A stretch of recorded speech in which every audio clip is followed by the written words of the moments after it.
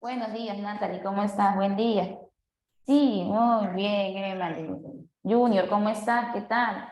Hablando hoy con el tutor, me comenta que son el único módulo que han sobrevivido. Esto es importantísimo, chicos, porque quiere decir que ustedes son los que llegan hasta el final y bien dicen, ¿no? Que los últimos siempre serán los primeros, ¿no? Listo, chicos. Entonces, para los que no me conocen, mi nombre también está ahí, Aleir ya lo puso. Mi nombre es Carla. Para los que tengan alguna duda, consulta durante la clase, me la hacen saber mediante chat. Voy a estar leyendo también a la par. Y vamos a desarrollar el día de hoy nuestra última semana de clase. Yo sé que usted extraña a su profesor de lenguaje, que esperaba que él llegara para su última semana, pero como hay algunos cambios también de horarios, se van creando nuevos ciclos, entonces es por eso que el día de hoy me encuentro con ustedes, ¿ya? ¿Qué se me duele? Bueno, chicos, vamos a empezar la clase de una vez para no perder más tiempo y nos alcance tiempo también para resolver el quizzes, ¿ya? Quiero ver que ese quiz salga un 100%. Para eso yo voy a especificar bien todos los conceptos, vamos a colocar varios ejemplos y si aún así presentara alguna duda, me lo hace saber, por favor, a través del chat, ¿ya? Entonces vamos a empezar.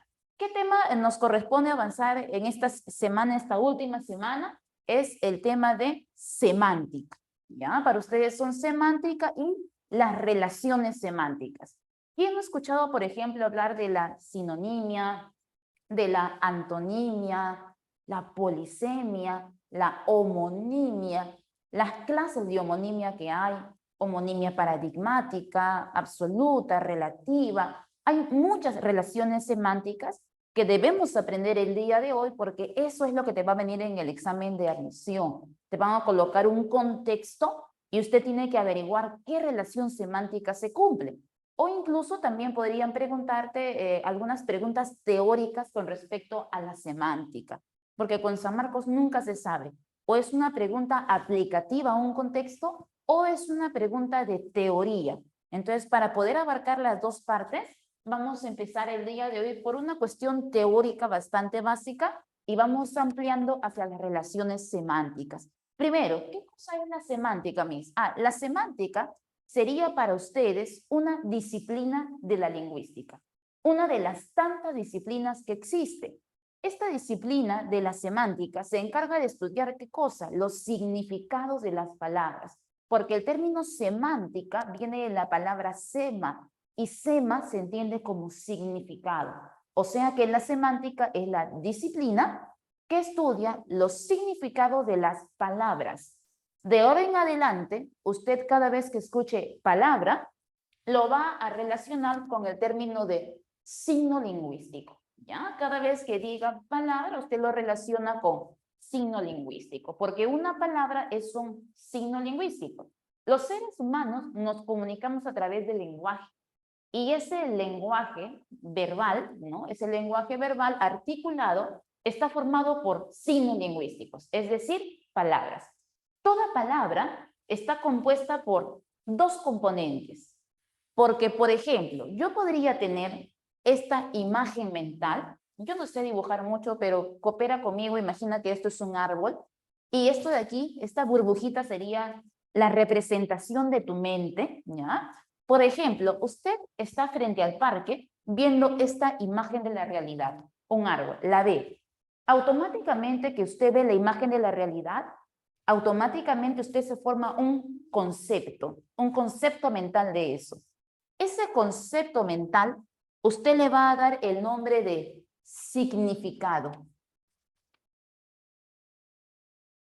¿Ya? El concepto mental que usted se forma de las cosas, de la realidad, recibe el nombre de significado. Por ejemplo, en este momento yo puedo estar pensando en algo. Supongamos, no sé, en un pan con chicharrón, ¿ya? Porque no desayuné por venir temprano. Estoy pensando en eso, pero yo no tengo manera de comunicarte lo que estoy pensando si es que no lo digo, si es que no lo materializo. Y el ser humano tiene dos maneras de materializar las palabras. Uno, lo puedo materializar a través de el habla, con fonos audibles, pero también lo puedo materializar a través de la escritura, ¿verdad? Con grafías. Entonces, si yo pienso, no sé, en un pan con chicharrón, para poder materializar ese significado, para que usted se entere de lo que estoy pensando, materializo hablando esa palabra, le mando una señal a mi aparato fonador y pronuncio esa palabra, por ejemplo, pan con chicharrón, o lo escribo en la pizarra, materializándolo con grafías. Pero es obligatorio que yo materialice mi concepto para que mi semejante se pueda enterar de lo que estoy hablando. Entonces, si yo tengo un significado, una imagen mental, toda imagen mental necesita de su significante. Todo significado necesita de su significante. Profe, ¿y qué cosa es un significante? De ahora en adelante, para ti, significante se entiende como la materialización del significado. Puede ser una palabra escrita o puede ser una palabra hablada. Por ejemplo, puedo decir árbol y ese conjunto de sonidos que se oyen, que ya no están en la mente, que se oyen, serían mi significante, ¿no? Pero también lo puedo escribir. Por ejemplo, puedo colocar la palabra árbol y al momento de escribir la palabra árbol, este conjunto de letras que forman la palabra árbol de manera concreta y física, recibe el nombre de significante. Por eso, muchos lingüistas dicen que el signo lingüístico o la palabra, toda palabra, tiene dos planos. El plano del significado, imagen mental, y el plano del significante. Y estos dos planos se interrelacionan. ¿Qué quiere decir eso? Que uno no podría existir o tener sentido sin la presencia del otro. Porque, por ejemplo, ¿cómo ustedes se pueden enterar de lo que yo estoy pensando si no lo materializo? Todas las palabras de nuestra lengua, todos los signos lingüísticos de nuestra lengua necesitan ser materializados para que la comunidad lingüística se entere de lo que estamos pensando. Entonces, significado y significante se necesitan, se complementan, se interrelacionan. Es por eso que una de las características del signo lingüístico es ser biplánico, donde bi significa dos. El signo lingüístico tiene dos planos. ¿Cuáles son esos dos planos? Significado y significante.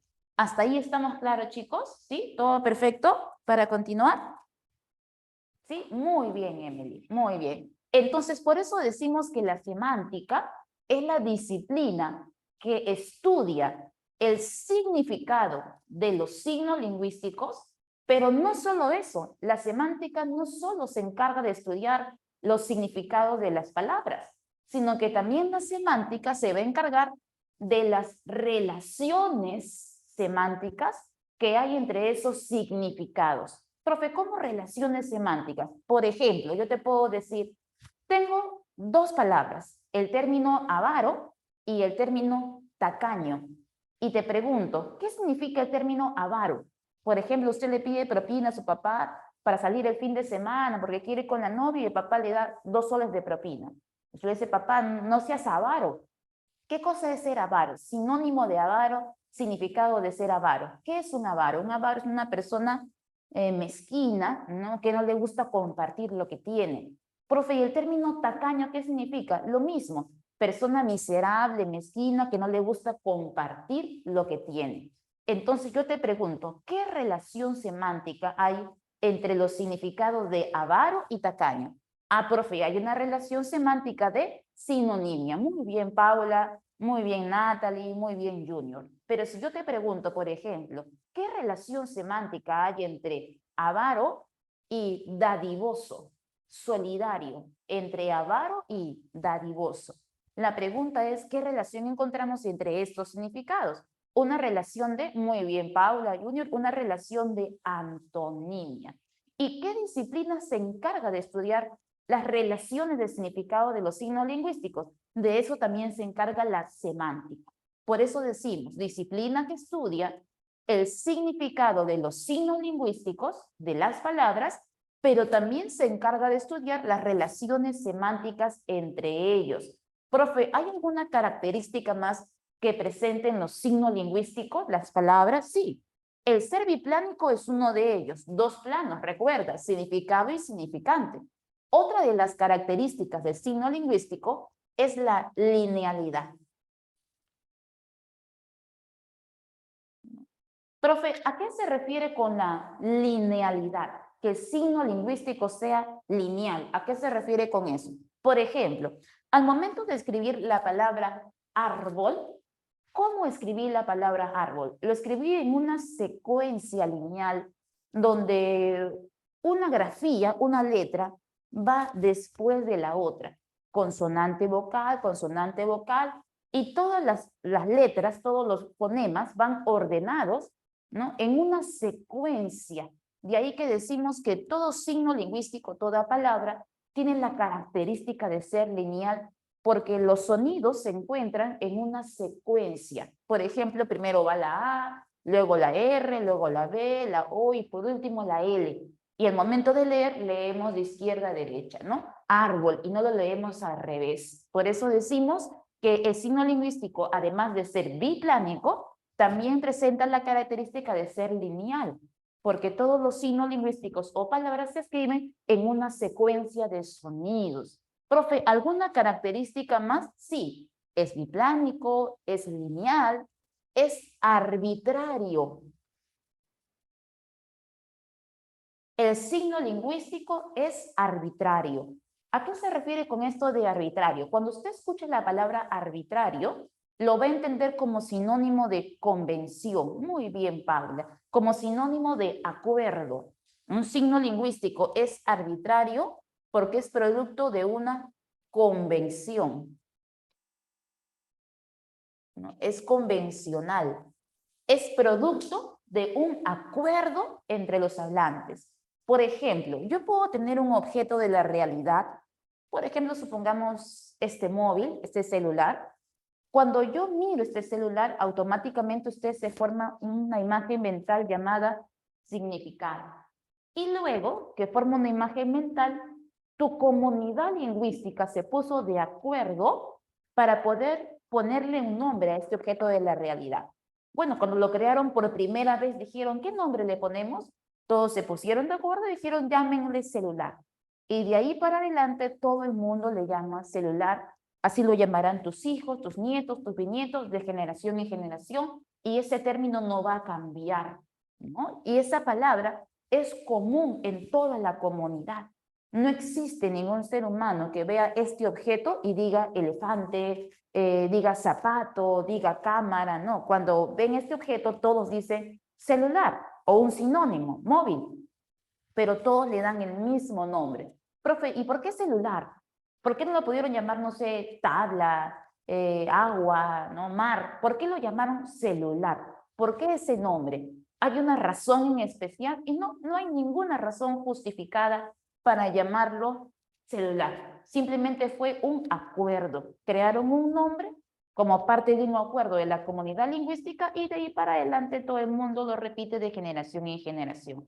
¿Alguna razón en especial por qué la llame celular? No, simplemente fue un acuerdo, no hay una razón justificada. Por eso decimos que todo signo lingüístico tiene la característica de ser arbitrario, parte de una convención entre la comunidad lingüística. Profe, ¿alguna característica más? Sí. La mutabilidad y la inmutabilidad.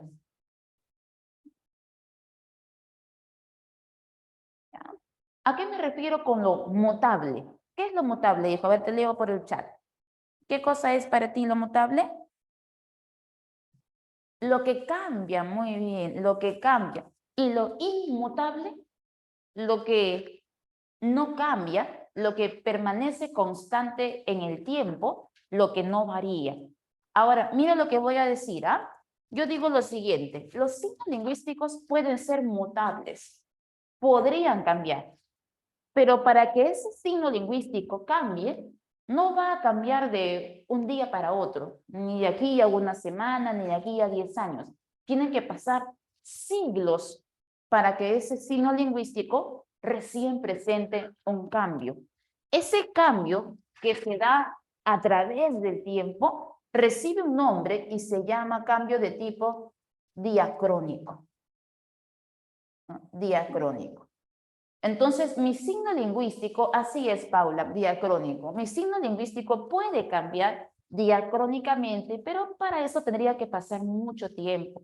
Pero si yo hago referencia a mi signo lingüístico en el ahora, en el presente, por ejemplo, a este objeto yo le llamo tiza, mañana le sigo llamando tiza y de aquí al año que viene le sigo llamando tiza, porque me refiero a mi presente cercano. No tengo que analizar a través del tiempo ni los siglos, sino que voy a hacer un análisis del presente, por decirlo así, un análisis sincrónico,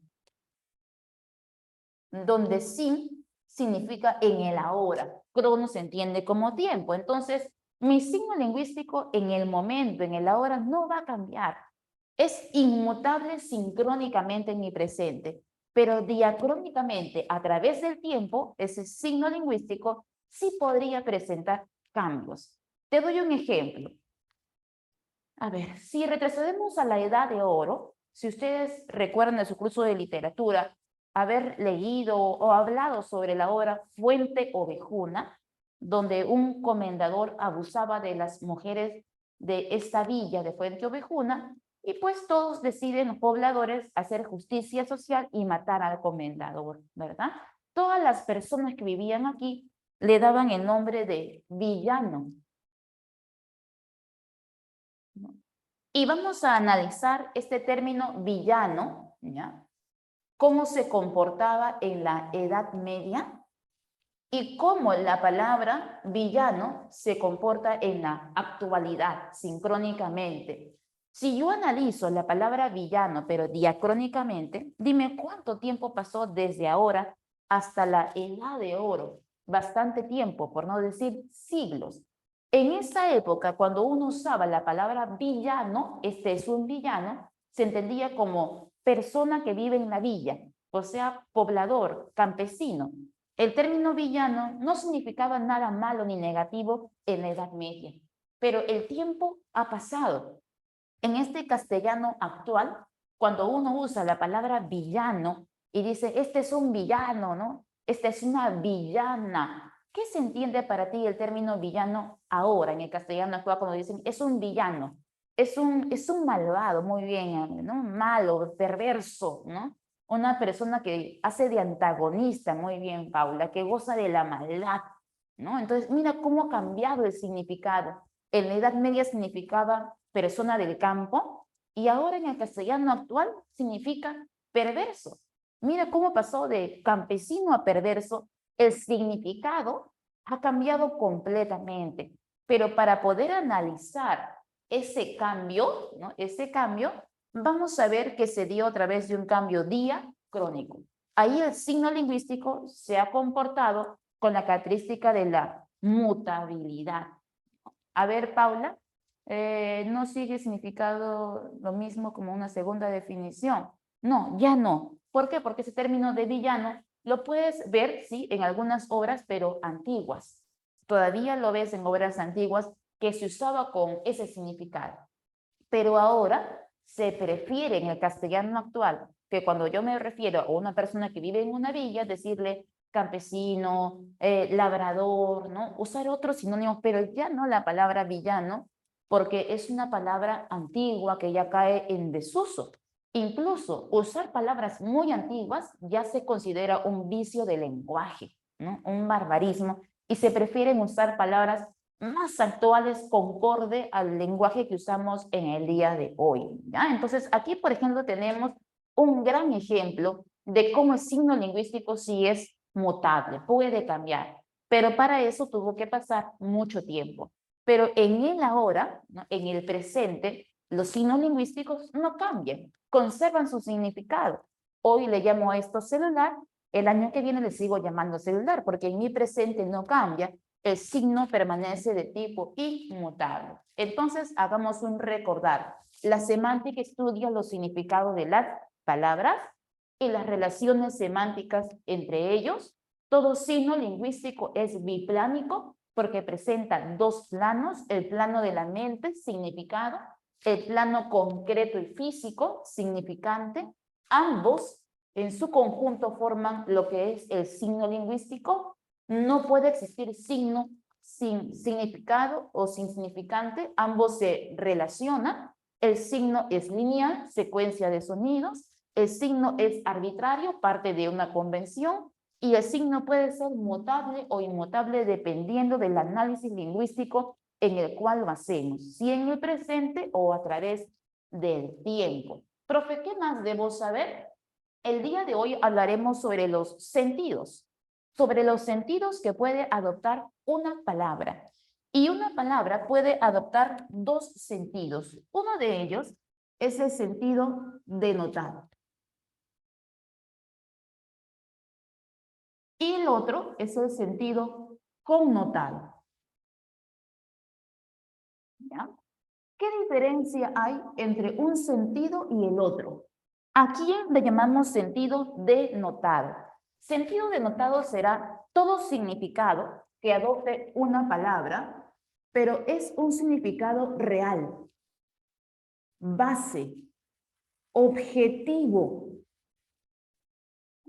Mientras que el sentido connotado no es el sentido real, ni base, ni objetivo, sino que es un sentido figurado, adicional, un significado de tipo subjetivo que dependerá mucho de las emociones y el punto de vista del emisor. Por ejemplo, si yo usara una palabra en sentido denotado, como la palabra mano, ¿ya? Usaré la palabra mano, y mire esta expresión que voy a colocar aquí. En la expresión dice lo siguiente.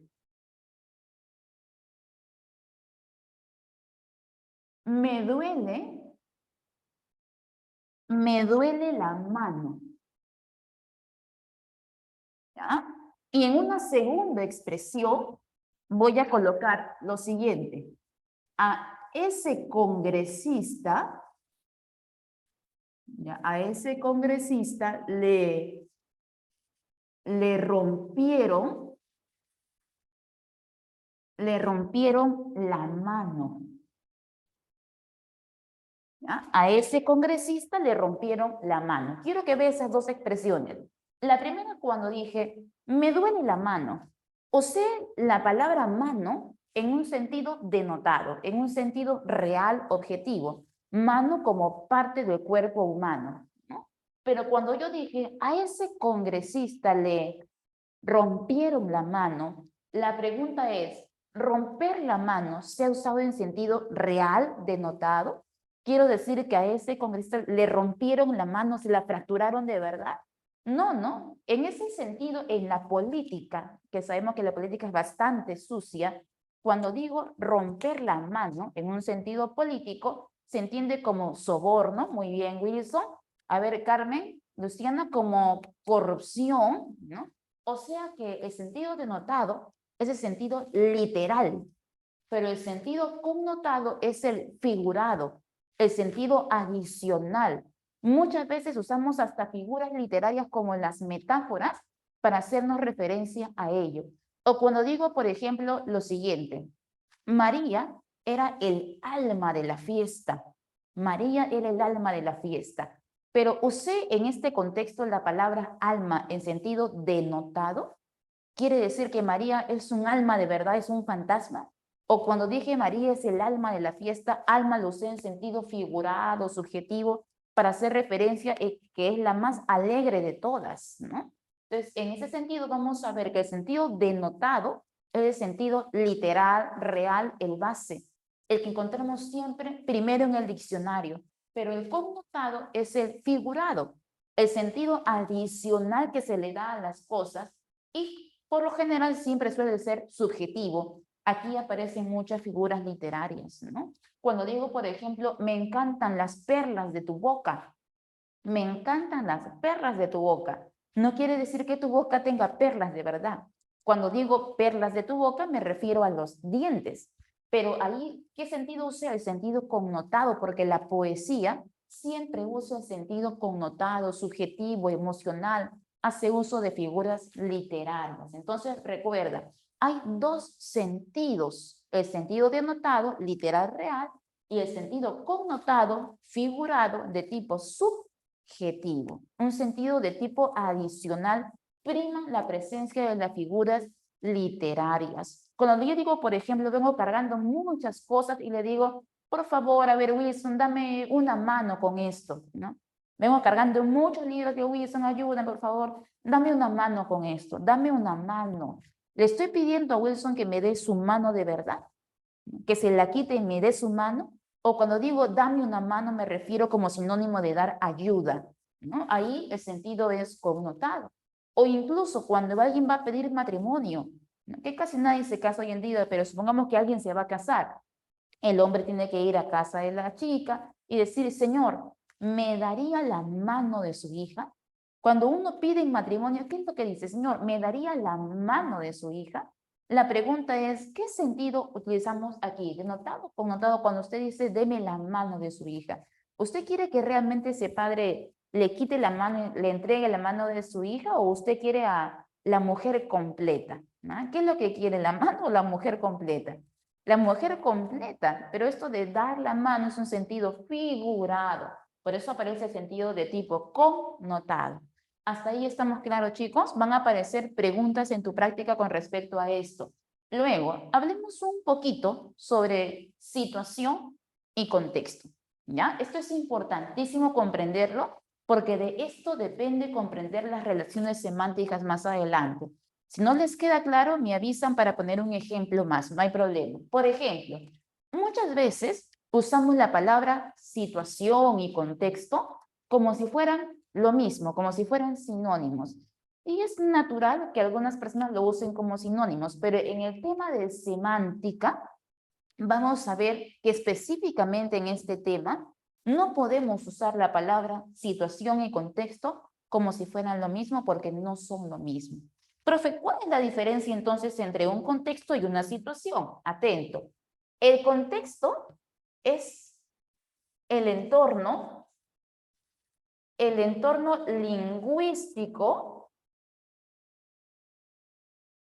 es el entorno lingüístico que rodea al signo, ¿ya? Que rodea al signo lingüístico. Mientras que la situación es el entorno, mira la diferencia, aquí he dicho entorno lingüístico, ¿ya? Lingüístico, pero la situación es el entorno extralingüístico.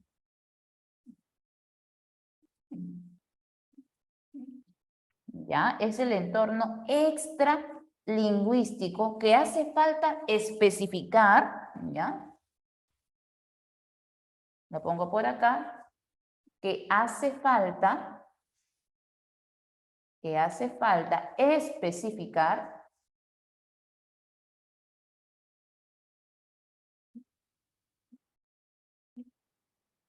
para comprender mejor el signo.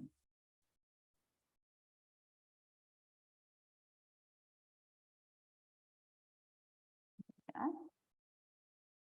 Hubiera colocado un concepto más complejo, pero prefiero usar palabras con las cuales ustedes puedan recordarlo. El contexto es un entorno lingüístico que va a rodear al signo, a la palabra, mientras que la situación es el entorno, pero extralingüístico, que hace falta precisar para que el signo se pueda comprender mejor. Profe, ¿cómo así? Por ejemplo, yo voy a usar una palabra como la palabra fuente, ¿ya? Y digo lo siguiente.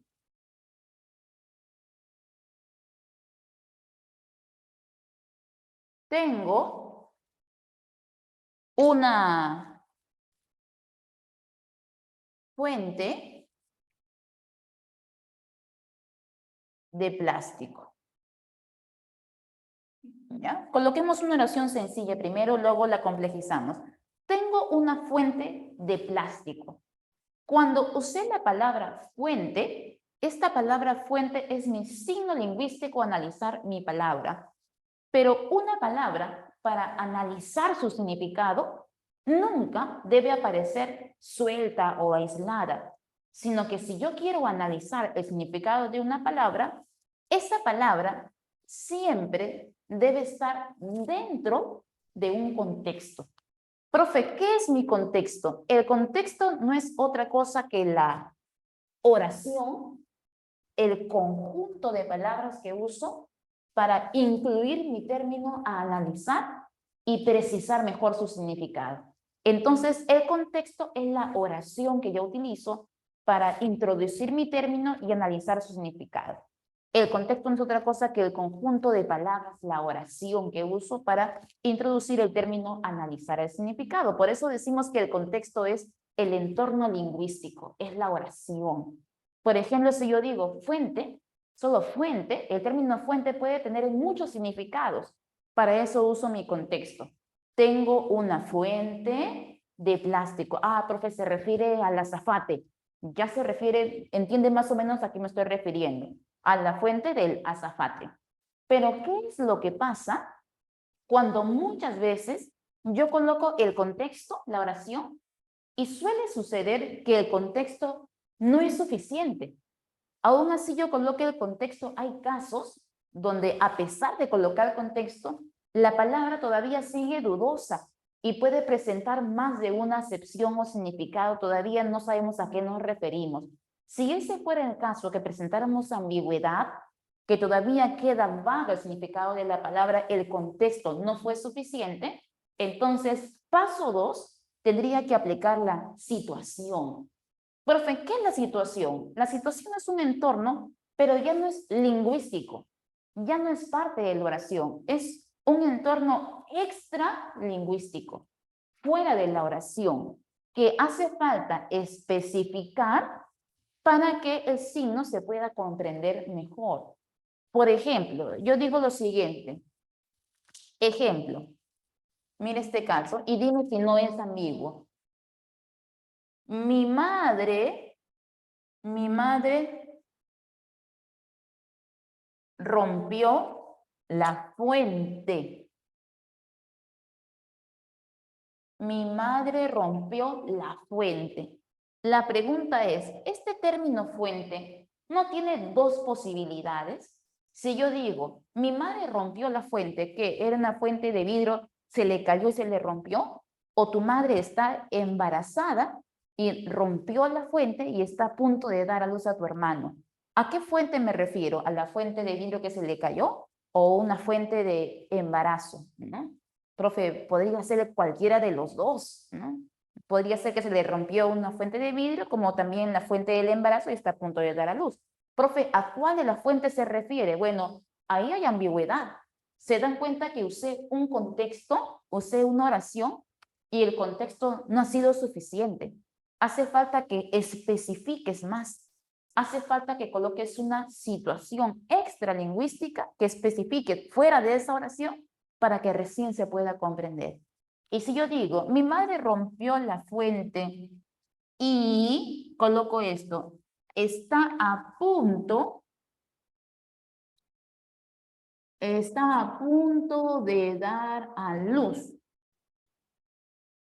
Entonces, todo lo que yo acabo de colocar en azul y está a punto de dar a luz, todo lo que yo acabo de colocar en azul, todo lo que acabo de aumentar fuera de la oración, porque la oración termina aquí en la palabra fuente, ahí acabó, todo lo que yo aumenté fuera de la oración vendría a ser mi situación, ese entorno extralingüístico que yo aumento para poder especificar un poco más ese signo lingüístico y tener una comprensión más correcta. Mi madre rompió la fuente y está a punto de dar a luz. Ah, profe, se refiere a la fuente del embarazo, ahí ya no hay ambigüedad. Pero si simplemente digo, mi madre rompió la fuente, nos damos cuenta que el contexto, junto con la I, ¿no? Nos damos cuenta que el contexto no ha sido suficiente y algunas oraciones requieren de aumentar la situación. Profe, ¿eso preguntas a Marcos? Sí, lo ha preguntado hace un par de años atrás. Te colocaban una oración, un enunciado grande y te decían, diga usted en este acto comunicativo, ¿no? Diga usted en este acto comunicativo, ¿qué hace falta? ¿Contexto o situación? y tenías que marcar tu clave, ¿no? ¿Qué hace falta? Si yo digo, por ejemplo, y te doy la pregunta que hizo San Marcos, decía lo siguiente. Mi tío realizó la operación. Mi tío realizó la operación. Aquí la pregunta es, ¿el contexto ha sido suficiente o hace falta especificar la situación cuando digo mi tío realizó la operación? ¿Pero qué operación? Tendrías que decirme quién es tu tío. Tu tío es un policía y realizó una operación policial donde atraparon a un sospechoso. Tu tío es un médico y realizó la operación quirúrgica. Tu tío es matemático, profesor de geometría, aritmética, y realizó la operación matemática dando un resultado final. ¿Qué es tu tío?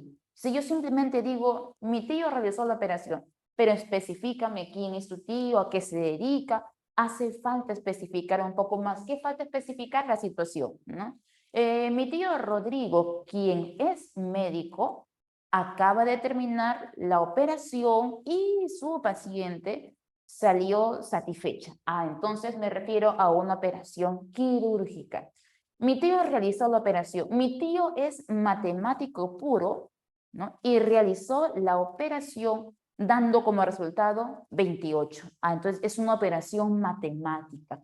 Se dan cuenta que cuando yo dije, mi tío realizó la operación, esa palabra operación puede tener múltiples significados y el contexto que yo utilicé no fue suficiente, hace falta agregar la situación. A ver, Paula, o sea que cuando ven una oración, una especificación, la tomas como, así es, esa especificación la tomas como una situación. En la mayoría de casos no te colocan la especificación, sino que es tarea del postulante agregar esa especificación, porque recuerda que es un entorno extralingüístico.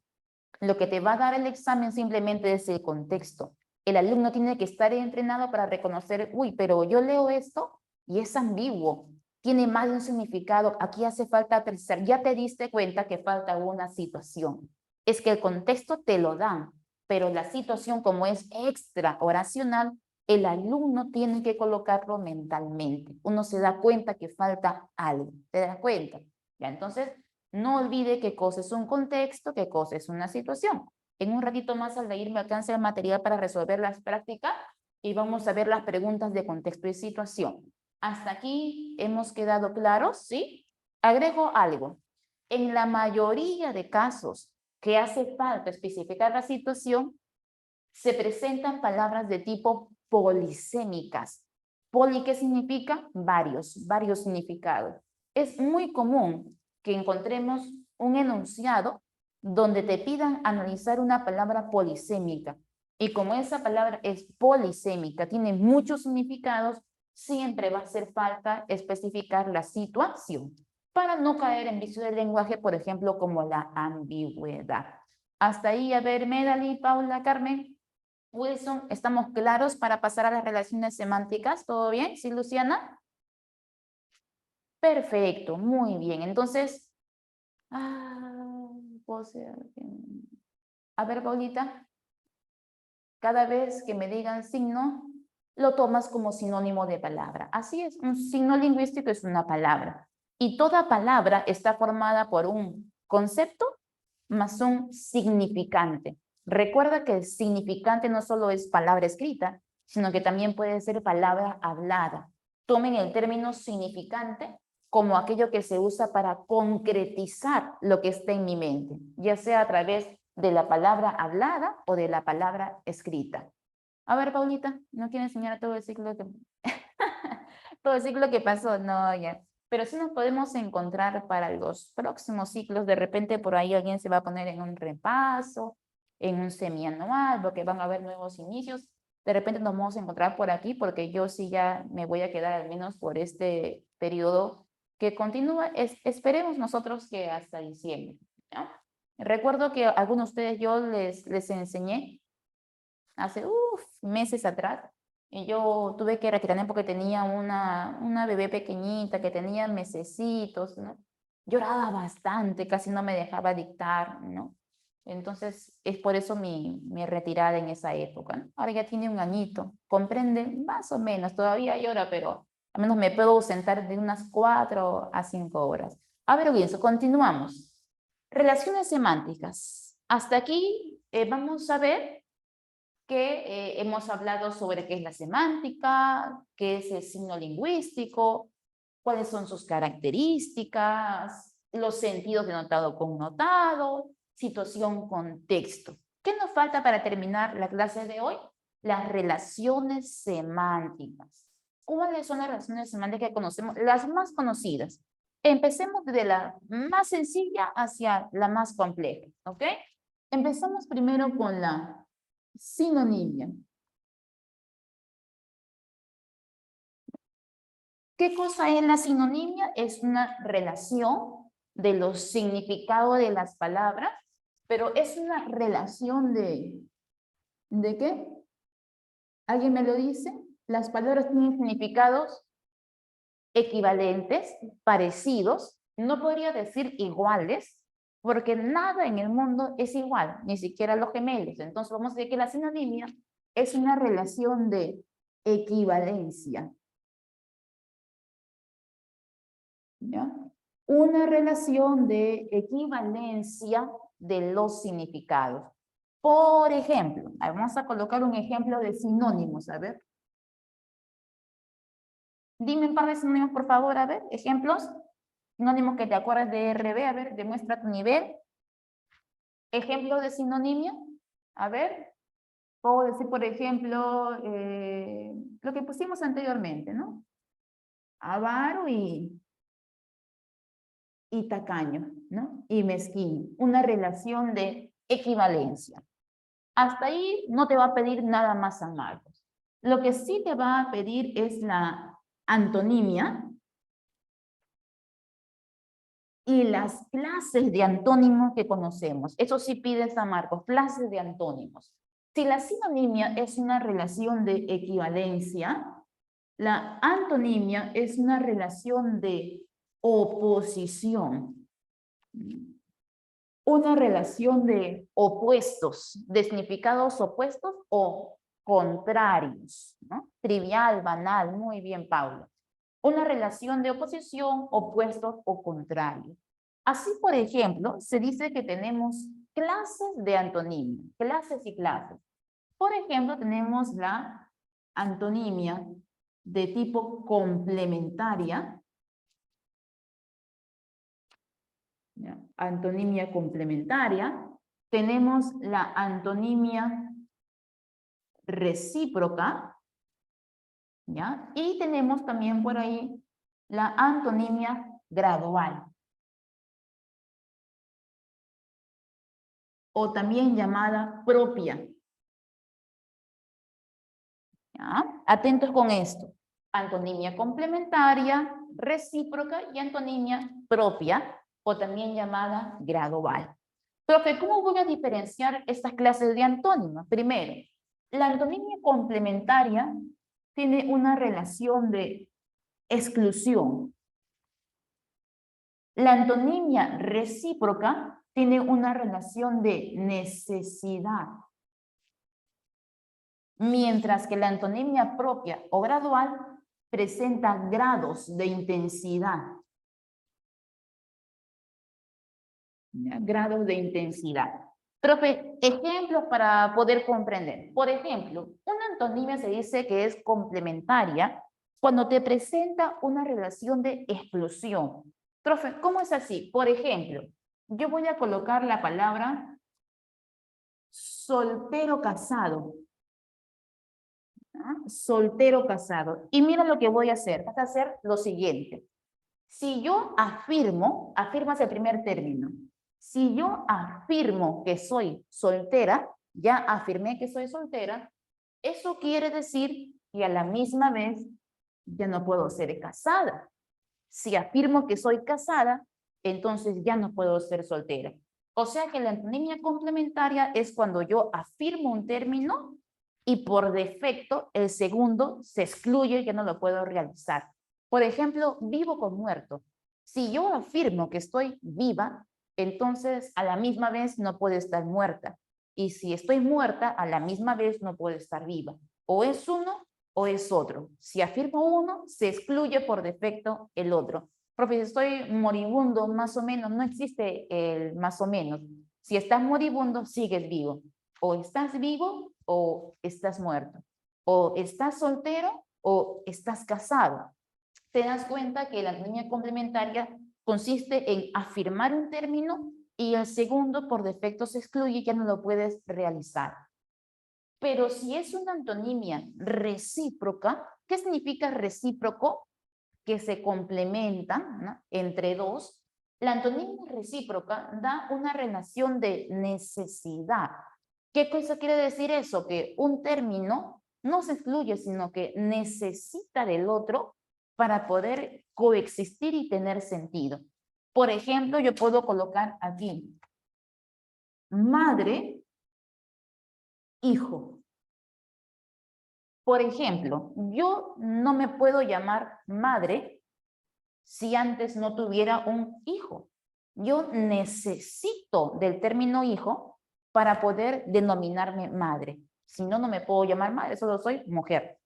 O por ejemplo, cuando digo lo siguiente, ¿no? Yerno y suegra. Para llamarme suegra, yo primero tengo que tener un yerno o una nuera.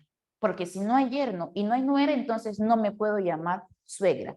O sea que para que exista este término A, necesito de la presencia del término B. Hay una relación de necesidad.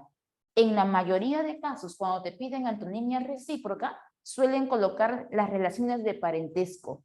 Tío, sobrino, madre, hijo, suegra, yerno, la mayoría de veces. Profe, pero solo relaciones de parentesco, no. En la antonimia recíproca también pueden aparecer verbos. Por ejemplo, cuando coloco vender y comprar. La palabra vender no existiría si no hay alguien que te compre. Porque si nadie me compra, entonces, ¿para qué vendo? Yo necesito de los compradores para poder vender. O sea que vender y comprar son términos recíprocos.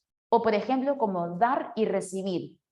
¿Para qué doy si no hay alguien al otro lado que reciba? ¿No? Profe, pero yo sí doy mis sentimientos y al otro lado no hay nadie quien reciba, ¿no? Bueno, ese es un caso especial, ¿ya? Tu caso. Pero en la mayoría de casos, cuando uno da algo, se supone que al otro lado alguien tiene que estar para recibir. Nadie da nada si no hay alguien al otro lado que te reciba, porque lo lógico es que hay una relación de reciprocidad, ¿no? En momentos, así es. Profe, entonces, mi relación amorosa, mis sentimientos, tienen una antonimia de tipo recíproca. Tendría que ser recíproco, ¿no? Dar, recibir, vender, comprar, madre, hijo, suegra, yerno, ¿no? Claro, profe, cuando uno ahí no recibe, bueno, ahí estaría fallando la relación semántica. Hay una falla en la semántica, ¿no? Profe, entonces, eso quiere decir que cuando yo doy mis sentimientos y nadie me los recibe, las relaciones semánticas no están funcionando, sí, no están funcionando. Debería ser así para todos los casos, ¿no? Dar, recibir, vender, comprar, madre, hijo. Entonces, recuerda, la complementaria tiene una relación de exclusión. Afirmo el primero, el segundo ya no lo puedo realizar. Si es recíproco, relación de necesidad. Por lo general, relaciones de parentesco o los verbos que se complementan uno a otro, ¿no? Profe, ¿y la antonimia propia? ¿Cómo es la propia? La propia indica grados de intensidad. Por ejemplo, yo puedo colocar aquí, ejemplo, alto,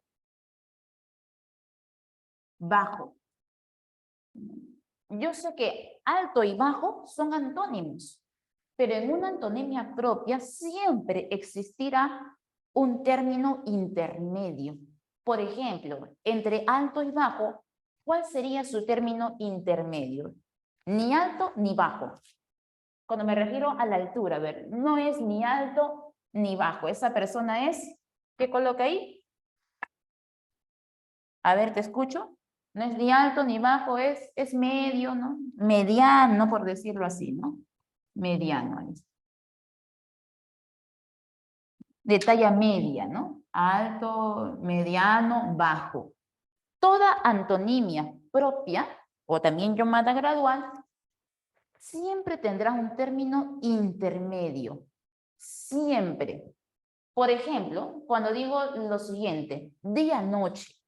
Esto lo vi en un boletín de CEPRE San Marcos y te preguntaban qué tipo de antonimia hay entre día y noche. La mayoría marcó complementario, porque dicen lo siguiente, y su razonamiento no es del todo malo. Si yo afirmo que es de día, a la misma vez no puede ser de noche, profe. Complementario, claro. Pero en el complementario no existen términos intermedios. Ten en cuenta esto. En el complementario no deben existir términos intermedios.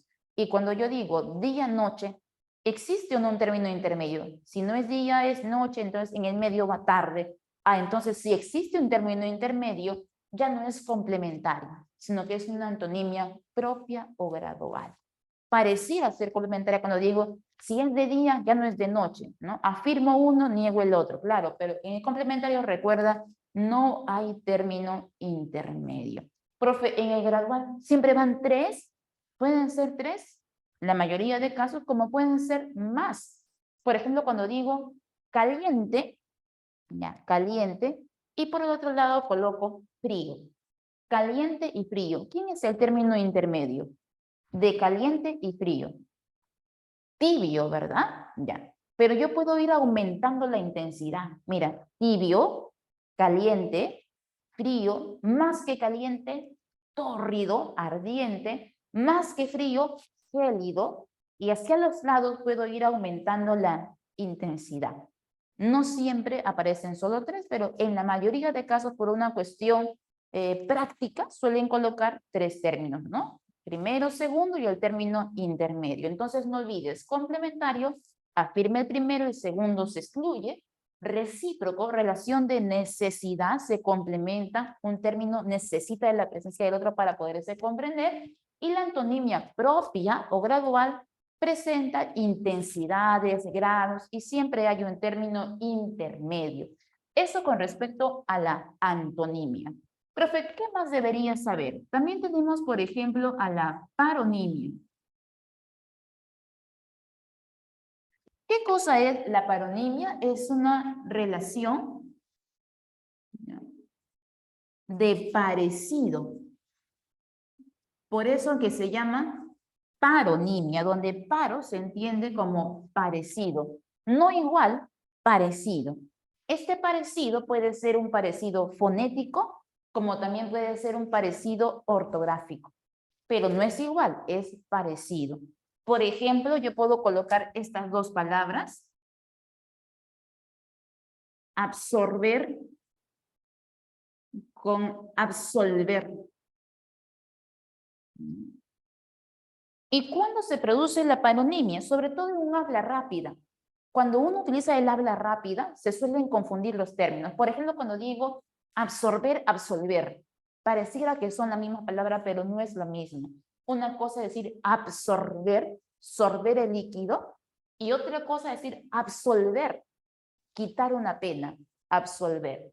Si leemos rápido, pareciera ser lo mismo, pero no es lo mismo.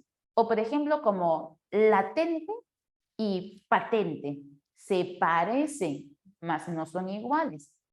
Si escribo, por ejemplo, en el caso de absorber, absorber, patente, latente, estos casos serían casos de paronimia, que no se escriben igual, sino que se escriben parecido, ¿ya? Una vez, por ejemplo, colocaron en el examen de admisión palabras como estas. Hola y olas. Y te preguntaban, ¿qué relación semántica? Claro, puede cambiar una o más de una letra. Hola y olas. Y te preguntaban, ¿qué relación semántica hay entre hola y olas? Si yo hubiera colocado esto, mira, no hubiera colocado la S, sin F, y simplemente hubiera dicho hola y hola. Aquí uno tiene H, la otra no tiene H. Hola significa saludo, hola del mar. Entonces, entre hola y hola, la pregunta es, al momento de pronunciar, recuerden que la H es muda. Hola, hola. ¿Sonaron igual? ¿Sí o no? Olvidándose de la H, ¿suena igual? ¿Sí o no? Hola, hola. Si tiene el mismo sonido o la misma escritura, estas palabras reciben el nombre de palabras homónimas. Si se escriben igual o suenan igual. En este caso, hola, hola, suenan igual, son palabras homónimas. Pero en el examen no colocaron hola, hola, colocaron hola, holas. Mira esta diferencia. Y te preguntaban, ¿qué diferencia, qué relación semántica hay entre hola y holas? La pregunta es, al momento de pronunciarlas, ¿sonaron igual? No he dicho hola, hola, dije hola, holas. ¿Sonaron igual? Ya no. Al momento de aumentarle el número plural por esa simple S que aumenté, ya no es igual. Profe, no es igual, pero es parecido. Ah, entonces, como es parecido, ya no lo clasifico como homonimia, sino que le voy a llamar paronimia, relación de parecido. Profe, ¿y si es una homonimia? ¿Cómo distingo yo una homonimia? Ah, homo. ¿Qué significa homo? Homo se entiende como igual. Nimio viene de la palabra nombre, que tienen el mismo nombre, que se escriben o suenan igual. Lo voy a colocar aquí. Que se escriben o suenan, que se escriben o suenan igual. ¿Ya? Si se escriben igual, se van a llamar homógrafas. Y si suenan igual, se llaman homófonas, donde homógrafa, grafa significa escritura, y homófona, fono se entiende como pronunciación o sonido. Pero ojo, ya sea homógrafa o ya sea homófona, las dos forman clases de homonimia. Las dos son homónimos, igual escritura o igual sonido. No lo coloco aquí porque San Marcos ya no pregunta por homófona ni homógrafa. De frente preguntan por homonimia. Ya no hacen esa pregunta. De frente, homonimia. Pero usted ya sabe, de manera de cultura general, que la homonimia son palabras que se escriben igual, homografía, o palabras que suenan igual, homofonía. Ambas son relaciones de homonimia. Relación de igualdad, ya no de parecido.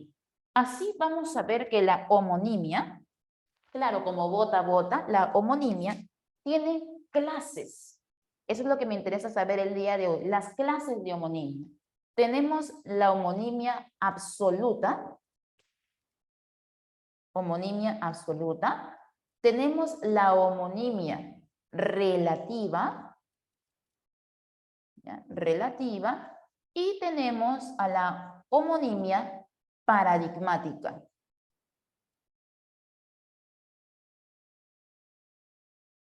¿Ya? Si entendemos estas tres clases de homonimia, ya avanzamos lo más complejo de la clase y la hace linda para el examen. Homonimia absoluta, homonimia relativa y homonimia paradigmática.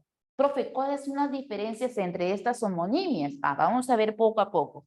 Cuando yo tengo una homonimia, ojo, esta homonimia puede ser homógrafa o homófona, cualquiera de las dos. Pero esta relación de homonimia absoluta, completa, se da entre palabras que tienen la misma categoría gramatical. La misma categoría gramatical. Pero si es homonimia relativa, tienen diferente categoría gramatical. Eso es lo principal que tienes que saber. Homonimia absoluta, misma categoría gramatical. Homonimia relativa, diferente categoría gramatical. Por ejemplo, ¿a qué me refiero cuando digo categoría gramatical?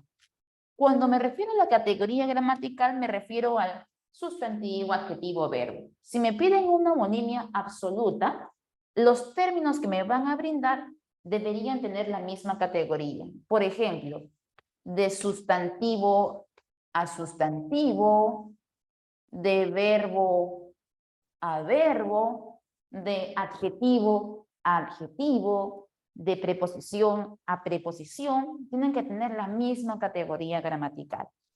Pero cuando tengo una homonimia relativa, las categorías gramaticales dicen que son distintas. Por ejemplo, puedo tener por aquí, el primero es sustantivo, pero el segundo es verbo. El primero es sustantivo y el segundo es adjetivo. Las categorías gramaticales varían. Entonces, ahí tengo una homonimia de tipo relativa, pero que si es absoluta, tiene que escribir o sonar igual, pero también tiene que tener la misma categoría. Y si son relativas la homonimia, diferentes categorías. Un sustantivo, un verbo, un sustantivo, un adjetivo.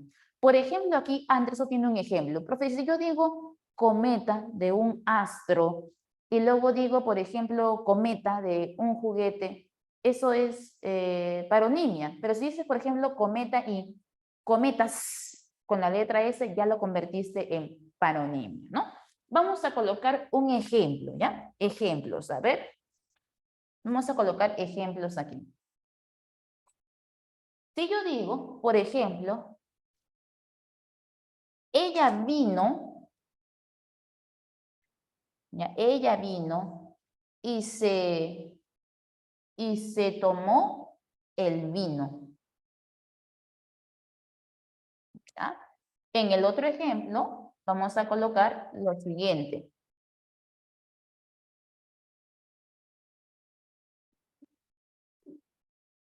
Esa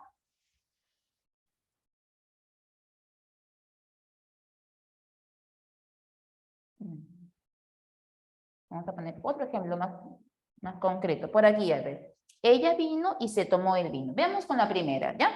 Ella vino y se tomó el vino. Mira cómo se escriben. Vino y vino. Se escriben igual. Ah, profe, entonces son palabras homónimas porque se escriben igual. Pero ¿qué tipo de homonimia? Por ejemplo, ella vino del verbo venir y se tomó el vino sustantivo.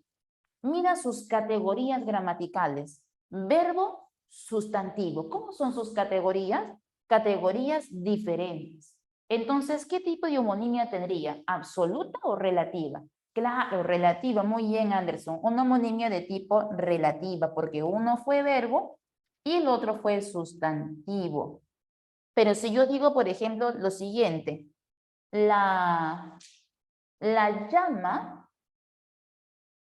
¿ya? La llama se quemó, la llama se quemó con la llama.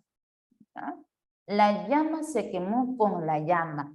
En la primera, cuando digo la llama, me refiero al animal sustantivo, auquénido. Esta se quemó en un incendio y se quemó con la llama del fuego. Pero esta llama también es un sustantivo. ¿Cómo son sus categorías gramaticales? Es homonimia porque se escriben igual, mira, llama, llama. Sustantivo, sustantivo, pero a la vez sus categorías son las mismas. Sustantivo, sustantivo. A ver, te leo. Es una homonimia de tipo muy bien, de tipo absoluta. Una homonimia de tipo absoluta. Profe, ¿y quién es la homonimia de tipo paradigmática? Ah, ojo, la homonimia paradigmática solo se da entre verbos. ¿Ya? Solo se da entre verbos. Eso es importante, no lo vayas a olvidar.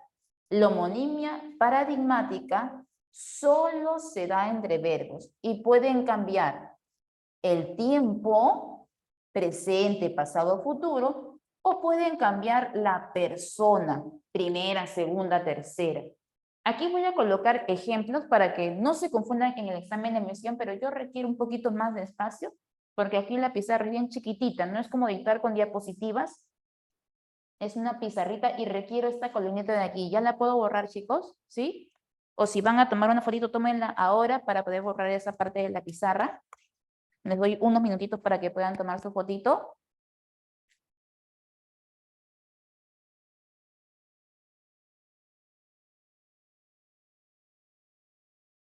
¿Listo? ¿Me avisan, chicos? ¿Me avisan? Solo esta primera partecita donde dice semántica, ¿ya? A ver, me salgo de la cámara para que puedan tomar su fotito completa. ¿Me avisan por el chat si ya está?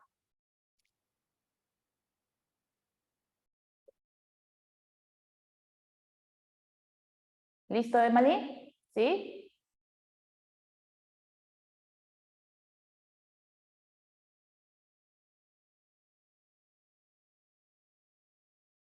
Los demás, Luciana, Emily, Luciana ya están. ¿El resto, chicos, terminó? Solo la primera columna más voy a borrar. Perfecto, muy bien, Carmen.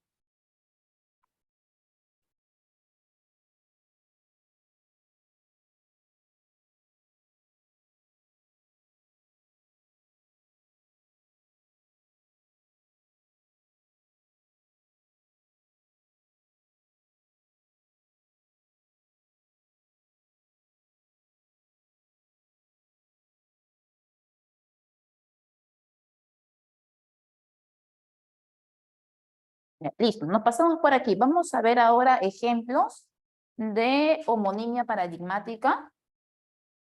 Muchas gracias, Andrés. ¿Ah? Sí, sí, sí, sí.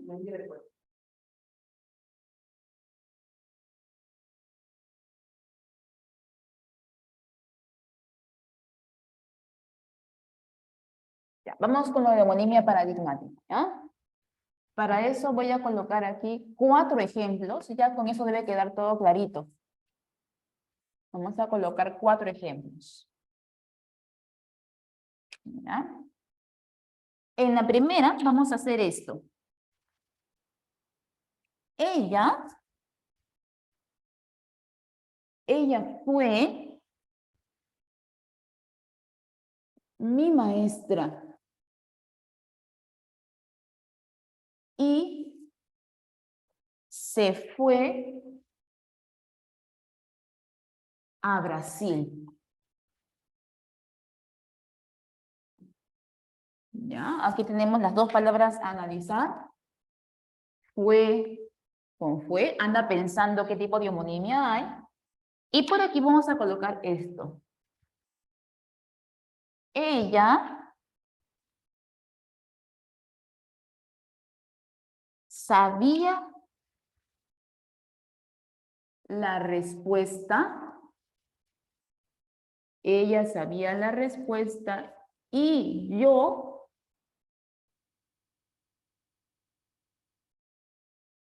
sabía la teoría. ¿Ya? Y vamos a analizar el término sabía con sabía. Vamos a ver esas 4 palabras y analizar el tipo de homonimia. ¿Ya? En la primera dice, ella fue mi maestra y se fue a Brasil. Primero, fue y fue. Se escriben igual. ¿Son homónimos? Claro, porque se escriben igual. Homónimos tienen que ser sí o sí. Hay una relación de homonimia. ¿Ya? Pero ¿qué tipo de homonimia? Vamos a ver. Ella fue mi maestra de el verbo ser, ¿no? Del verbo ser. Y luego cuando dije y se fue a Brasil, este fue también es un verbo, pero se refiere al verbo ir. El primero se refiere al verbo ser, ¿no? Y el segundo al verbo ir. Pero los dos se escriben igual, fue, y los dos son verbos. Mira, los dos son verbos, la misma categoría gramatical. Verbo con verbo, misma categoría gramatical. ¿Qué tipo de homonimia sería? Una homonimia de tipo absoluta. Profe, pero aquí cuando yo dije, ella sabía la respuesta, sabía. ¿A qué verbo me refiero aquí, hijo? ¿Al verbo? Al verbo saber, ¿ya? Ella sabía la respuesta y yo sabía la teoría. ¿A qué verbo me refiero aquí? Otra vez al verbo saber. La pregunta es, ¿qué relación semántica encontramos? Ah, profe, aquí encuentro una homonimia. Sí o sí, porque se escriben igual. ¿Qué tipo de homonimia? Profe, ¿no ve? Verbo y verbo tienen la misma categoría gramatical, homonimia absoluta, profe, ingresé. Y no, no es absoluta. No lo es. No lloren, no digan pi. No es absoluta. ¿Qué cosa es? Es paradigmática. Y aquí lo colocamos. La paradigmática se da solo entre verbos. ¿ya? Solo entre verbos. Y lo aumento aquí.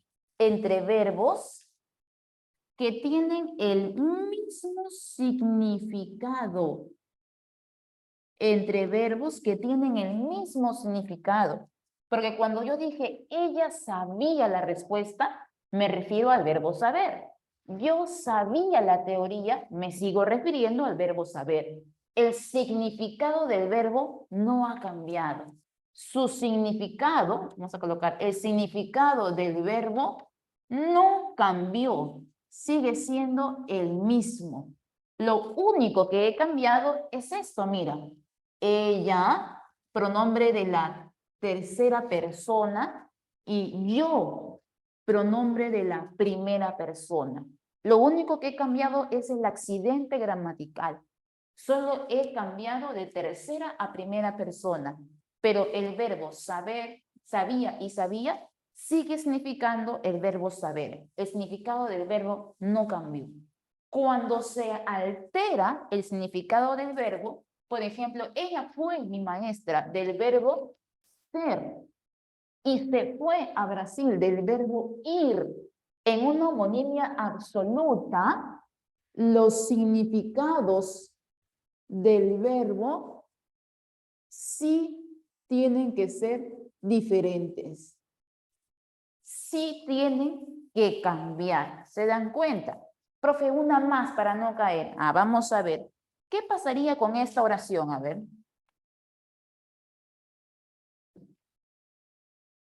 Sé prudente.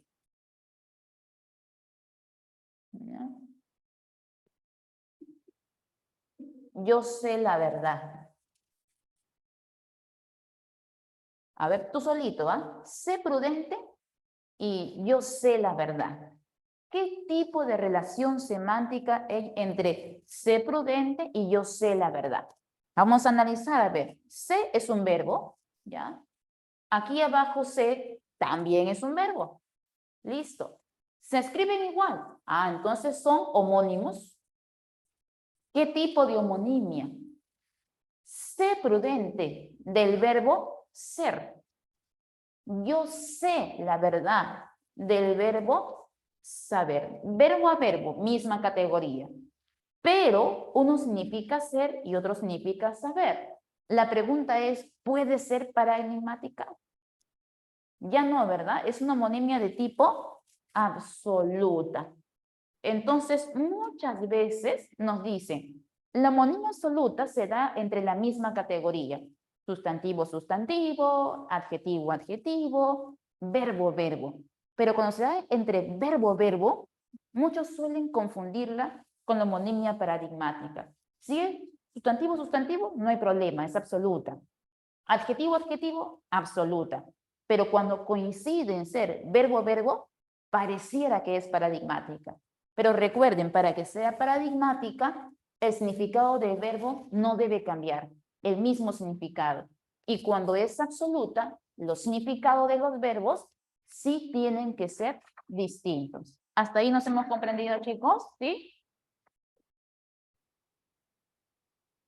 Voy a borrar este último ejemplo. Hasta ahí todo perfecto. Entonces, yo voy a aumentar una relación semántica más y ahí nos quedamos para pasar a la práctica.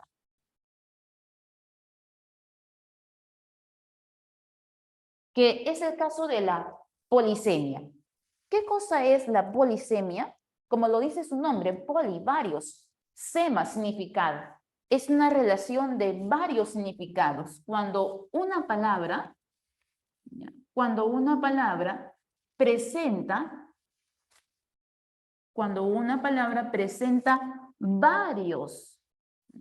presenta varios significados. ¿Ya? Presenta varios significados. Vamos a ver, si yo coloco, vamos a ver, un ejemplo cualquiera, como el caso de la palabra pico, ¿ya? Y te pregunto, ¿cuántos significados puede adoptar la palabra pico? Varios, ¿no? Por ejemplo, puedo decir el pico de un ave, ¿no? Puede ser el pico de una montaña, ¿no? El pico de un ave, el pico de una montaña, el pico de una botella, ¿no? ¿Qué más? Hora pico, etc, etc. Voy a colocar dos para ahorrar pizarra, ¿ya? El pico de un ave, el pico de una montaña. Entonces yo tengo una palabra que tiene varios significados. Significado 1, significado 2. Pero ahí no queda. Si bien es cierto, la polisemia es una palabra que tiene varios significados, ojo, además, esos significados están relacionados. Y tu tarea como postulante es encontrar que esos significados tengan características en común. Características en común. Tu tarea es encontrar ese rasgo que están compartiendo que hace que sus significados tengan esa característica en común. Por ejemplo, yo te pregunto, ¿en qué se parece el pico de un ave al pico de una montaña? Ah, profe, que en el caso del pico de un ave, ¿no? Y el pico de una montaña, su parecido es que los dos terminan en punta. Para mí, mi rasgo común de la palabra pico es la punta. Ambos tienen punta. Entonces, tu tarea como postulante es encontrar ese rasgo común entre los significados de una palabra polisémica. Te doy otra más. La palabra sol. Sol del astro y el sol de la moneda peruana. La pregunta es, ¿qué característica encuentras en común entre el sol del astro y el sol de la moneda peruana? Ah, profe, los dos son redondos. Muy bien, Paula. Esto que acabas de hacer es encontrar el rasgo en común. Y su significado se parece, entonces si guardan ese rasgo común, esa par de palabras son palabras polisémicas. Te pongo una más. La palabra sierra, que apareció una vez en el examen de admisión. La sierra de la sierra peruana y la sierra de la herramienta. ¿En qué se parecen? Profe, en los dientes, en la forma zigzagueante. Claro, entonces encontrar este rasgo común, entonces sierra y sierra son palabras polisémicas. No solo porque tienen varios significados, sino que esos significados tienen que guardar, ¿no?, un parecido, un rasgo en común. Clásica, la palabra hoja. ¿Cuántos significados puede tener la palabra hojas? Por ejemplo, profe, puede ser la hoja de papel, ¿no? Puede ser una hoja, profe, de una planta, ya, muy bien. Puede ser, profe, una hoja de afeitar. Ya, mira cuántos significados hay, y así pueden haber más. Significado 1, significado 2, significado 3. Una palabra con varios significados puede ser polisémica.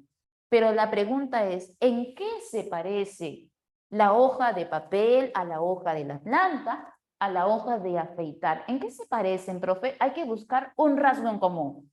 Ojo, ese rasgo puede ser uno, como también pueden ser varios. Por ejemplo, yo aquí encuentro varios.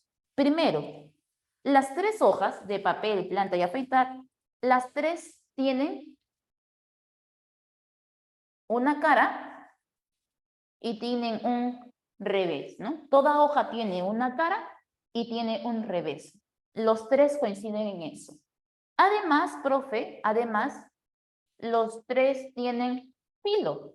La hoja de papel, de la planta y de afeitar, las tres tienen filo.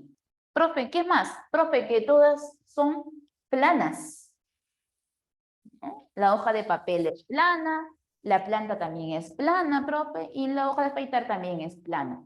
Y así podemos seguir enumerando rasgos en común. Puede ser uno, como pueden ser varios. Entonces, una palabra polisémica es un término que adopta varios significados, pero esos significados guardan un rasgo en común y tu tarea es encontrar ese rasgo en común. Profe, ¿y si no tienen ningún rasgo, qué son? Ah, son homónimas. Por ejemplo, yo puedo decir la palabra vino. Ah, por ejemplo, si usted me dice vino, puede ser el vino de la bebida alcohólica y puede ser el vino del verbo venir. varios significados, profe, también es polisemia, ¿no? Porque si yo pregunto, ¿en qué se parece la bebida alcohólica del vino al verbo venir? ¿En qué se parece la bebida alcohólica vino al verbo venir? Profe, no, no se parecen en nada a su significado. Entonces, si no hay ningún rasgo en común, automáticamente clasifica como homonimia. Pero si usted encuentra un rasgo en común, entonces pasa a ser una polisemia. Una palabra con varios significados y sus significados están relacionados porque guardan uno o varias características en común. ¿Hasta ahí estamos claros? ¿Sí? Te voy a colocar una más, ¿ya? Por ejemplo, si yo coloco la palabra carta, por ejemplo, una carta de despedida, una carta amorosa y una carta del menú, ¿se parecen en algo? La carta amorosa y la carta del menú, ¿se parecen en algo? Carta, carta, que contienen letras. Ahí está, profe. Entonces, ¿carta es homonimia o es polisemia? ¿Qué dice usted? ¿Homonimia o polisemia? Una más. La palabra sobre. Dejé el sobre, me refiero a un papel, dejé el sobre la mesa. Dejé el sobre la mesa. La pregunta es, ¿en qué se parece el sobre de papel a la preposición sobre, que significa encima de? ¿Se parecen en algo el sustantivo sobre de papel a la preposición sobre, que significa encima de? No se parecen. Entonces, polisemia o homonimia. Clasifica como homonimia. Muy bien. Una vez también me ponen en examen la palabra copa. Por ejemplo, la copa de un árbol y la copa de un sombrero, ¿no? La palabra copa puede tener varios significados. Copa del árbol y la copa de un sombrero. Homonimia o polisemia. Profe, de todo el árbol, la copa es la parte superior. Y de todo el sombrero, la copa también es la parte superior. Ah, profe, se parecen en que ambos son la parte superior. Entonces, muy bien, polisemia. El término falda también. La falda de una mujer y la falda de un cerro. Homonimia o polisemia, y con eso acabamos. Falda de una mujer y la falda de un cerro. Homonimia o polisemia. ¿Qué dice usted? Profe, la falda de una mujer se encuentra en la parte inferior y de todo el cerro, la falda es la parte inferior. ¿Se parecen o no se parecen en algo? Sí, profe, no en forma, no en la forma, pero sí en la posición. Ambas se encuentran en la parte de abajo. Entonces, sí, hay al menos una característica. Entonces, tendría que ser una polisemia. ¿Nos hemos comprendido hasta aquí, chicos? ¿Sí? Perfecto, muy bien. Este es el final. Entonces, aquí terminamos. Ya no hay más pizarra. ¿Ya? Y pasamos a la práctica.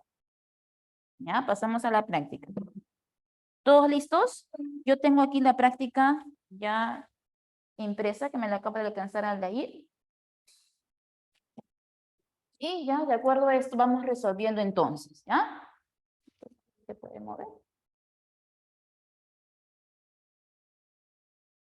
Listo. Entonces, por ejemplo, dice lo siguiente.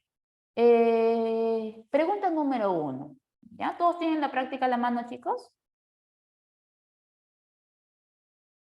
¿Práctica a la mano la tenemos? ¿Sí? Perfecto, muy bien. Vamos con la pregunta número 1, entonces. Vamos a ver si por aquí. Pregunta número 1 dice, los signos lingüísticos son unidades que tienen dos planos, significado y significante. Entre ellos se establecen relaciones de arbitrariedad, mutabilidad, inmutabilidad y linealidad. De acuerdo con lo anterior, identifique qué propiedad se establece en el siguiente texto. Y mire el ejemplo. Te piden averiguar la característica del signo. En el castellano medieval, el término harina se empezó a pronunciar sin aspiración. ¿Qué cosa quiere decir aspiración? La aspiración es un proceso evolutivo fonético de cuando las palabras del latín vulgar evolucionaron al castellano. Y todas las palabras del latín vulgar que tenían la consonante F esta F se aspiró, es decir, desapareció y se convirtió en el sonido H en un sonido mudo. El sonido desapareció, se aspiró y pasó a ser un sonido mudo como el de H. A ese proceso se lo llama aspiración. Por ejemplo, en el latín se decía farina, pero pasó mucho tiempo y ya no se dice farina, ahora decimos harina. O filio, que ahora ya no decimos filio, decimos hijo. O folia, ya nadie dice folia, ahora decimos hoja. Entonces, hay un proceso de aspiración. La pregunta es, ¿qué característica encontramos aquí cuando decimos que de la Edad Media, ¿no? Ese sonido ya pasó a aspirarse, ¿no? Y ahora decimos harina, ya nadie dice farina. Eso quiere decir que el signo lingüístico puede cambiar. Es mutable, muy bien, Nelson. Por eso que la clave era dadito, ¿no? Hay que colocar dadito. Ahí, si quiere, puedo colocar entre paréntesis diacrónicamente, ¿no? Número 2. Dice, es en la lengua la expresión del signo, la expresión que utiliza el hablante cuando transmite el concepto al que lo tiene asociado. Ahí te la regaló, ¿ah? Dice, es la expresión del signo, es la expresión que utiliza el hablante cuando transmite el concepto que lo tiene asociado. O sea, yo tengo un concepto y yo necesito ese concepto materializarlo, hablarlo o escribirlo. ¿Cómo se llama ese componente del signo? Hablado o escrito. No el concepto mental, lo hablado o escrito. El clave tenía muy bien, significante. Así es, Emily, Luciana, muy bien. La clave era casita. Número 3. Marque la secuencia correcta de verdad o falsedad según los enunciados. 1. La semántica estudia solo el significado de las palabras, nada más. Solo eso, significado y el sentido, la situación, el contexto, las relaciones semánticas, ¿no? Entonces, no solo significado. Por eso decimos ahí la semántica, colocamos estudiar significado del signo lingüístico, sus características y las relaciones entre ellos. La primera es falsa. La segunda, el signo lingüístico, la palabra es convencional, es biplánico y es arbitrario. Verdadero, muy bien, chicos, así es, Carmen, Luciana, muy bien. Verdadero. 3. La lexicología es la técnica para elaborar diccionarios y la lexicografía analiza la estructura interna de las palabras. Falso en los dos casos. Te explico más o menos esto en pocas palabras. La lexicología y la lexicografía son dos campos que están dentro de la semántica. ¿De qué se encarga la lexicología? El lexicólogo lo que hace es estudiar el léxico de una comunidad, estudiar su léxico. Luego viene el lexicógrafo y lo que hace es tomar el estudio del lexicólogo, lo plasma en la práctica, elaborando diccionarios.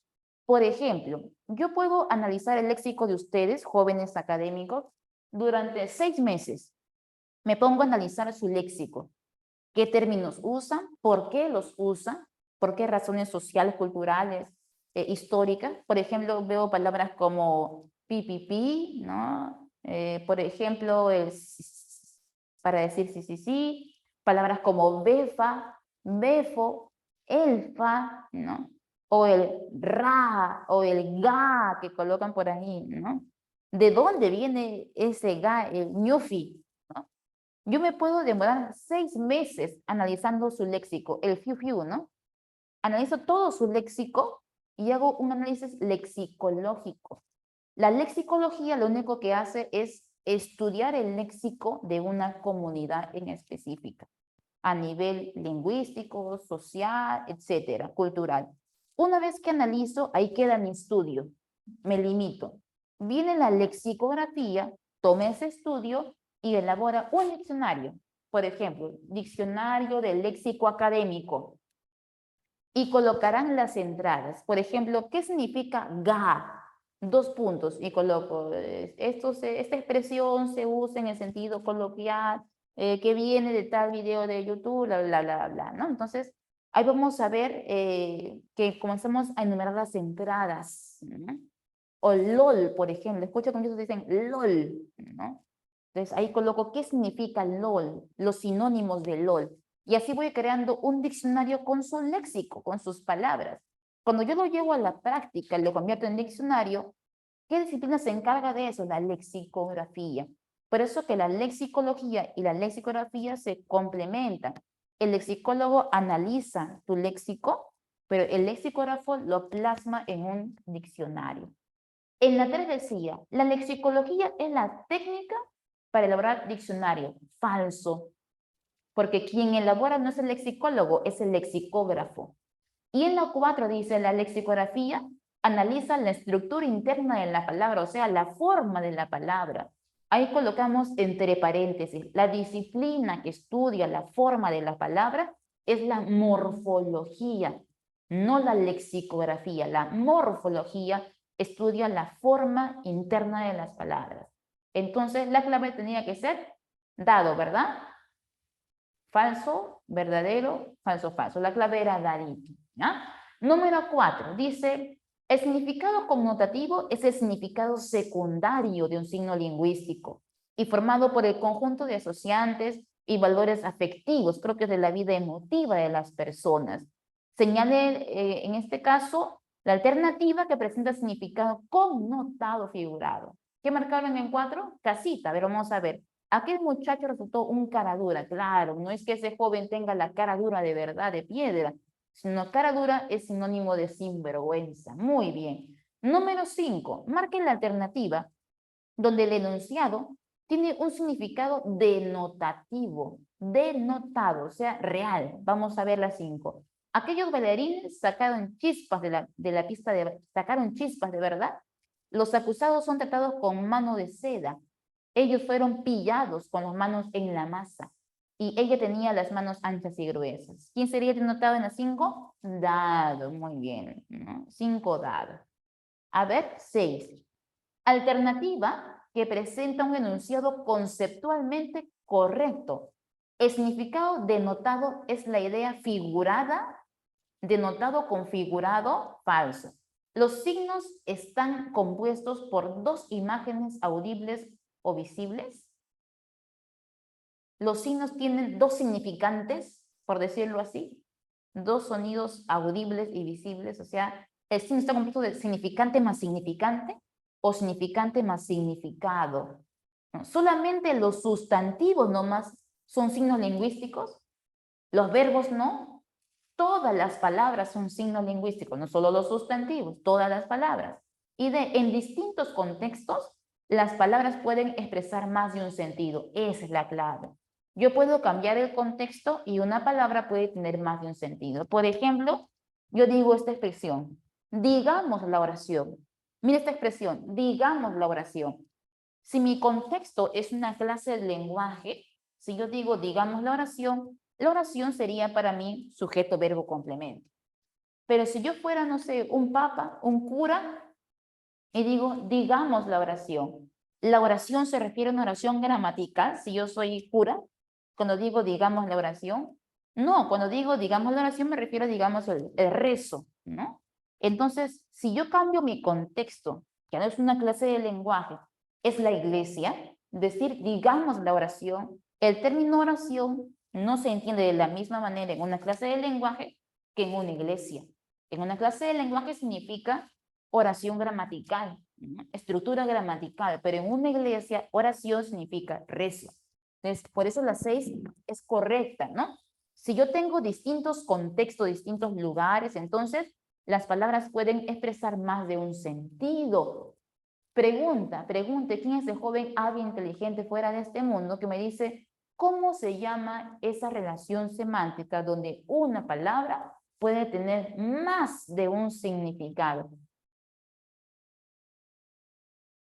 Polisemia, muy bien Pablo, muy bien Luciana, muy bien Emily Nelson, perfecto. 7. Dice, en la comprensión del significado de los signos lingüísticos se debe considerar el contexto que rodea la expresión. Así también se debe considerar la situación, quién lo dijo, cuándo lo dijo, cómo lo dijo. De acuerdo con lo anterior, marque la alternativa en la cual se requiere apelar a la situación para comprender la palabra en negrita en el enunciado. Dice, el año pasado fui solo a Huancayo. Y esa es mi clave. Porque mira, cuando yo digo el año pasado fui solo a Huancayo, ese término solo es sinónimo de soledad, adjetivo soledad, fui solo, o sea, sin nadie a Huancayo, o el término solo es un adverbio que significa únicamente. El año pasado fui únicamente a Huancayo, o sea, solo a Huancayo y no a otro lugar. Esa palabra solo, ¿qué significa? ¿Únicamente o significa soledad? Profe, podría ser cualquiera de los dos. Claro, hay ambigüedad. Profe, no sé, cualquiera de los dos. Claro, como hay ambigüedad, entonces, ¿qué hace falta especificar, hijo? ¿Qué es lo que hace falta agregar? Situación, muy bien, Luciana. Por eso que la clave tenía que ser avión. Te decían, ¿cuál de estas requiere la situación? Que le agregues una situación. Podría ser cualquiera de los dos, ¿no? O significar adverbio únicamente, o significar solo, soledad. Entonces, como hay ambigüedad, no se entiende bien, falta la situación, por eso que la clave era avión. Profe, y en la B, está enfermo, más trata de recuperarse. Ahí la palabra trata se entiende como intentar, ¿no? Intenta recuperarse. Pero ¿cree usted que ahí la palabra trata se entiende como trata de personas? No, ¿no? Entonces, ahí, por ejemplo, la palabra solo tiene contexto, no hace falta colocar situación, no hace nada, ¿no? Ahí es suficiente, se entiende bien, no hay ambigüedad. La clave era avión en la número 7. 8. Es correcto señalar con respecto a la polisemia. Vamos a ver. Polisemia, correcto. Es definida por la RAE como la pluralidad de significados en una expresión lingüística. Claro. La polisemia es la pluralidad de significados, o sea, tiene varios significados, verdadero. 2. No se trata de un par de palabras con raíces y orígenes etimológicos distintos. Profe, ¿a qué se refiere con eso? Mira, dicen que la polisemia es una relación en la cual, por ejemplo, yo tengo la palabra hoja de papel y hoja de planta. ¿Ya? Entonces, hoja de papel y hoja de planta. Si yo tengo hoja, hoja, dicen que la polisemia se da entre dos palabras, hoja, hoja, pero esas palabras tienen una raíz, en este caso, igual o distinta. ¿Qué dice usted? Igual o distinta. Dice que la raíz, ¿ya? En este caso, la polisemia, son raíces distintas. La palabra hoja de la planta y la palabra hoja de papel no vienen etimológicamente de la misma raíz. Complejo, ¿no? Profe, ¿qué cosa quiere decir eso que no provienen de la misma raíz? O sea, por ejemplo, las palabras suelen, en este caso, derivar de palabras griegas o de palabras latinas, ¿no? La mayoría de palabras del castellano derivan de raíces griegas o de raíces latinas. Y la raíz de la cual se formó la palabra hoja de papel no es la misma raíz de la palabra hoja de la planta. Son diferentes raíces, solo que la lengua va evolucionando y al momento de escribir hoja de la planta y hoja de papel, pareciera que es la misma escritura, pero etimológicamente, si yo regreso hacia el pasado, no derivaron de la misma raíz. Entonces, ten en cuenta eso. En toda polisemia, las palabras que aparecen a analizar derivan de raíces distintas. Y en la homonimia pasaría lo contrario. Y aquí dice, ¿no? La polisemia no se trata de un par de palabras con raíces etimológicos distintos. Y eso sería falso porque sí se trata de eso, ¿no? En la 3 dice, la polisemia siempre se da entre vocablos que tienen la misma categoría gramatical. Eso es verdadero. Para que haya polisemia, las palabras a analizar tienen que tener la misma categoría gramatical. Mira aquí, pico de ave, pico de montaña, sustantivo, sustantivo. Hoja de papel, planta afeitar, sustantivo, sustantivo, sustantivo. Cuando hay polisemia, las palabras, esos significados, obligatoriamente tienen que tener la misma categoría gramatical. Sustantivo, sustantivo, verbo, verbo. No pueden cambiar como la homonimia, por ejemplo, relativa, de decir un verbo, un sustantivo. No. En la homonimia sí puede pasar eso, en la polisemia no. Siempre deben compartir la misma categoría gramatical. Entonces, en este caso, la 3 es verdadero. En la 4, el uso de las palabras polisémicas puede generar ambigüedad. Eso es cierto. Pero el contexto o la situación pueden eliminar dicha ambigüedad. ¿Eso es cierto, sí o no? Claro, las palabras polisémicas, por ejemplo, como en oración, mi madre rompió la fuente. Las palabras polisémicas me pueden generar ambigüedad. Pero para eso, dice, está el contexto y la situación para eliminar esa ambigüedad. Verdadero. Entonces, la clave sería, en la 8, ¿cuál marcaríamos? Dadito, ¿no? Dado. ¿Sí? Dado o avión. Ahí vamos a ver. 1, verdadero. 2,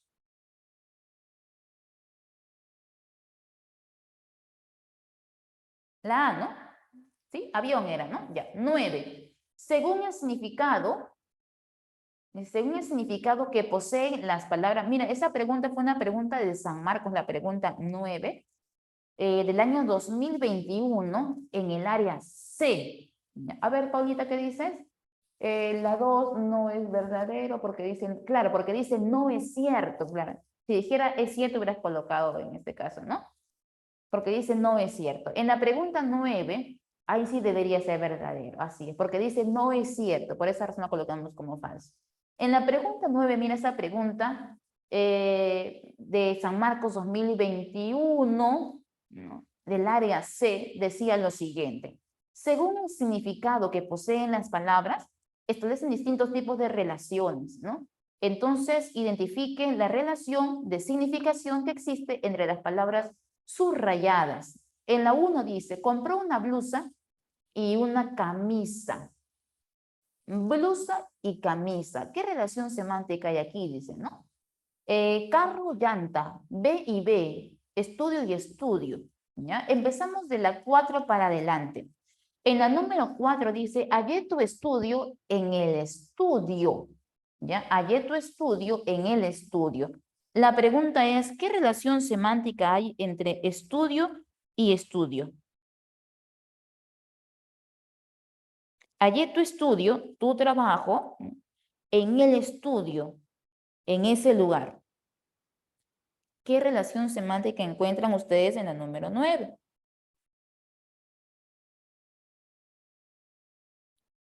¿Ideas?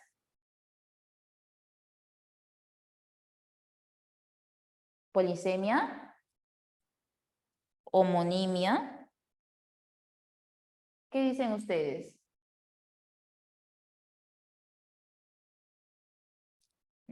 Hallé tu estudio en el estudio. ¿Qué dice usted? Hallé tu trabajo, ¿no? Tu trabajo en el estudio, en ese lugar. ¿Ya? Entonces la pregunta es, ¿en qué se parece un trabajo? ¿En qué se parece un trabajo al estudio, al lugar?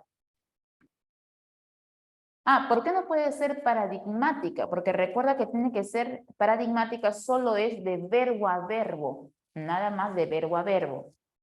Y aquí encuentro tu estudio sustantivo y el estudio de el lugar, ¿no? Sustantivo, sustantivo es una homonimia. Si yo me pregunto, ¿hay algún parecido para hacer si es polisemia? ¿Hay algún parecido entre el estudio, un trabajo y el estudio del lugar? ¿Algún parecido? No, entonces solo es una homonimia en la 4. En la 3 dice, ve a tu casa y ve el noticiero. Ve. Los dos son verbos ya. Profe, paradigmática porque son verbos, pero uno dice ve a tu casa del verbo ir. Y luego dice ve el noticiero del verbo ver. Ya, son verbo a verbo. Pero no es paradigmática porque los verbos significan cosas distintas. Entonces es absoluta, ¿no? Tenemos homonimia, ¿no? Luego tenemos por aquí la número 2, dice, el carro tiene una llanta de repuesto. Carro, llanta. ¿Qué relación hay entre carro y llanta? Mira lo siguiente, vamos a borrar esta partecita. El tutor se me fue, pero van a tener quizzes, me imagino yo, o no tienen quizzes ya. Voy a borrar esta partecita, ¿ya? Por ejemplo, mira esto. Si yo coloco, por ejemplo, carro, llanta, y luego lo coloco al revés. Llanta, carro. Y te preguntan, ¿qué relación semántica existe aquí? Por ejemplo, yo digo, de carro a llanta, el carro es el todo, pero la llanta no es un tipo de carro, sino que es una parte del carro, una parte de. Y si yo coloco llanta, la llanta es una parte y el carro es el todo. A esta relación de todo a la parte se le suele dar el nombre de holónimos. Holónimos, donde holo significa todo. Pero si yo encuentro de la parte al todo, empiezo con la parte, la relación se llaman merónimos. Merónimos, donde mero significa parte. Te doy un ejemplo más. Dedo, mano. Dedo, mano. El dedo no es un tipo de mano, es una parte de la mano. Entonces, para mí, dedo, mano, ¿qué relación tendría? Parte todo, meronimia. Pero si yo digo mano es a dedo, todo a la parte, relación de holonimia. Profe, ¿y cuándo es hiperonimia? Eso me confunde. La relación de hiperonimia se da aquí, por ejemplo, cuando digo ave, paloma. Entonces, la paloma no es una parte del ave, sino que es un tipo de ave. Tipo de, no parte, sino tipo de. Entonces, en este caso, ave paloma, hay una relación de hiperonimia, hiper. ¿Cuándo es hiper? Cuando empiezo colocando el género y luego la especie. Profe, si lo pongo al revés, si coloco paloma es ave. Si primero colocas la especie y después el género mayor, entonces la relación es de hiponimia, donde hipo significa, primero empezamos con la especie y vamos hacia el género mayor. Profe, y si yo hubiera colocado paloma y gorrión, ¿no? Paloma y gorrión, tengo relación de especie a especie. Entonces, esa relación sería una relación de cohiponimia. Entonces, para mí, ave paloma es hiperonimia. Pero, ¿qué hubiera pasado si yo hubiera colocado, en vez de ave paloma, hubiera colocado ave pico? ¿Qué relación encuentras tú entre ave y pico? El pico es un tipo de ave, así lo colocaría.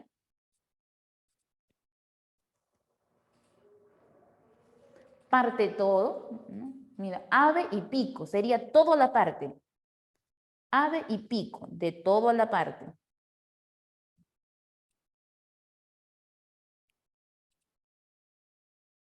¿Qué marcarían, chicos? Ave, pico, del todo a la parte. Sería una relación de holonimia. Claro, y si hubiera colocado, en este caso, pico ave al revés, de parte a todo, mero. ¿Te das cuenta? Una cosa es decir parte de y otra cosa es decir tipo de. Entonces, en el caso de carro y llanta, teníamos el todo y su parte. Tenías que buscar entonces una holonimia, ¿no? Ahí hay que buscar una holonimia en este caso, ¿no? Y por último decía, compró una blusa y una camisa, pero blusa y camisa es de especie a especie. Y si hay especie a especie, entonces es una relación de cohiponimia. Muy bien, Luciana. Entonces vamos a buscar la clave, ¿ya? La primera decía, por ejemplo, cohiponimia. Entonces podía ser A, podía ser B o podía ser D, una de las tres. La segunda, carro llanta. En la A dice hiponimia, ya falló. En la B dice meronimia, aunque está al revés, pero dice meronimia. En la C dice hiponimia, ahí falló, no hay hipónimos. Y en la D dice hiperonimia. ¿Qué nos queda marcar en ese año? Porque esa pregunta fue bien confusa. La clave era marcar barquito, aunque no hay una clave del todo correcta. Porque para que sea clave y diga meronimia, ¿qué tuvieron que colocar? Llanta es a carro, estaba al revés. esa vez hubo un problemón por esa pregunta que era bien compleja. Pero, ¿qué tienes que hacer cuando venga una pregunta así de compleja donde usted diga, no hay clave? Ya, no hay clave, pero vas descartando. Tú sabes que en carro o llanta hay una relación de parte a todo o del todo a la parte. Pero relación de género-especie no hay. Es del todo a la parte o parte todo. Ya sea igual o al revés, pero es relación de parte a todo.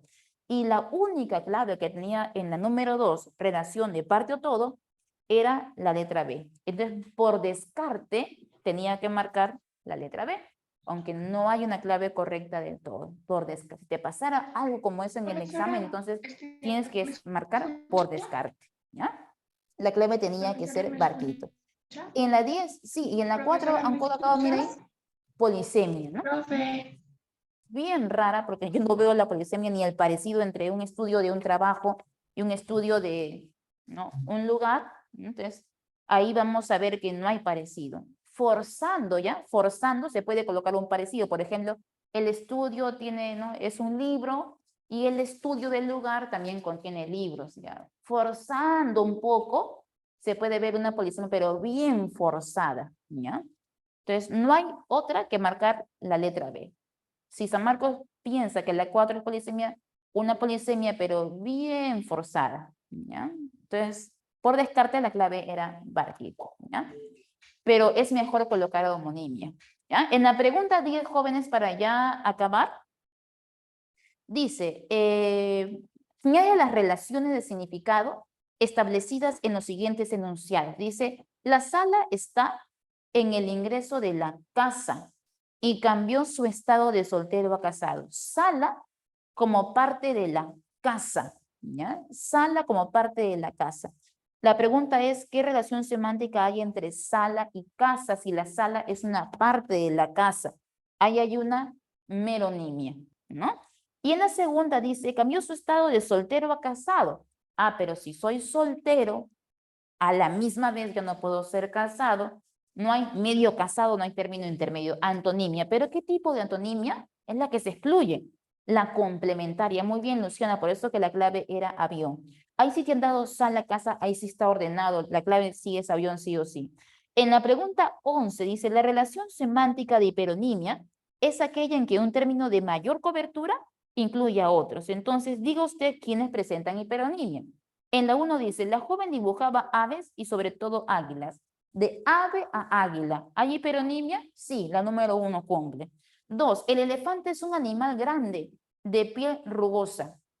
Elefante a animal. ¿Es hiperonimia o es hiponimia? Elefante es la clase mayor y animal su especie. Ya, la 2 no cumple, ¿no? Está al revés. En la 3 dice, ¿hoy prefieres trucha o bacalao? Pero trucha, bacalao son cohipónimos. Y en la 4 dice, temía a los insectos, mas no a las mariposas. Insecto como hiperónimo y mariposa como su especie. O sea, cumple 1 y 4. Muy bien, Carmen. Por eso que la clave era avión. ¿Ya? El tutor ya les mandó su quizzes, pero yo les voy a apuntar por el chat las claves, ¿ya? Ya pueden entrar a su quizzes de las preguntas que están faltando. A ver, por aquí yo tengo al tutor en el chat.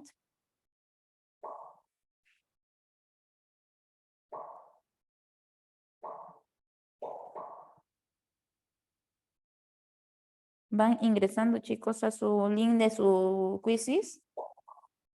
Acá ya tengo la práctica, por ejemplo. Sí, en la 9 era barco. En la 10 es avión. En la 11 es avión. Pregunta 12, lo voy a apuntar por acá, ¿ya? ¿Sí? Ya lo tienen. Ah, ya. 12 casa.